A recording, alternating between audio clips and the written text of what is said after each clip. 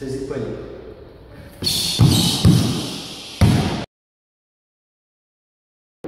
Le but de notre système, c'est d'apprendre aux gens à se défendre dans toute situation contre un ou plusieurs agresseurs, avec ou sans armes.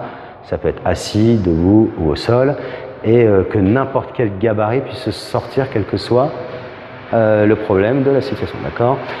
Mais surtout, et ça c'est le but principal, c'est de savoir se défendre en fait efficacement. C'est à ça que ça sert. Donc les gens qui viennent nous voir veulent apprendre à se défendre et surtout que ça marche. Parce que c'est ça une des problématiques, c'est que des fois ils apprennent des systèmes de défense qui ne sont pas efficaces en situation réelle.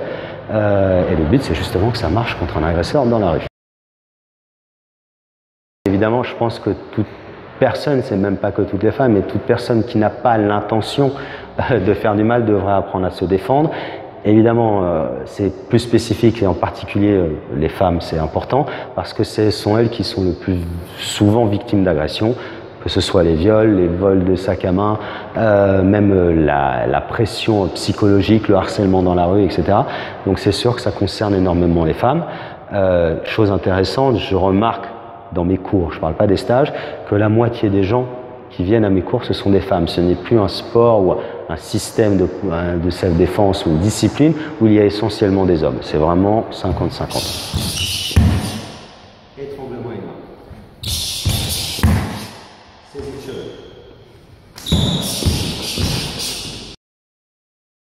Ça reste toujours sportif, donc ça développe forcément le renforcement musculaire, mais aussi cardiovasculaire, parce qu'il y a des exercices, les pompes, les abdos, l'explosivité avec le souffle, renforcement des jambes. Mais le but premier n'est pas là. Encore une fois, c'est vraiment d'apprendre à se défendre tout en faisant du sport.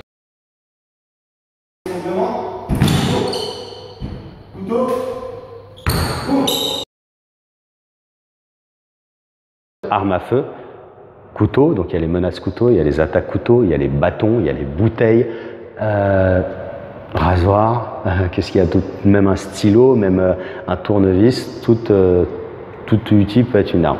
Et on apprend à se défendre dans toute situation, encore une fois, je le redis.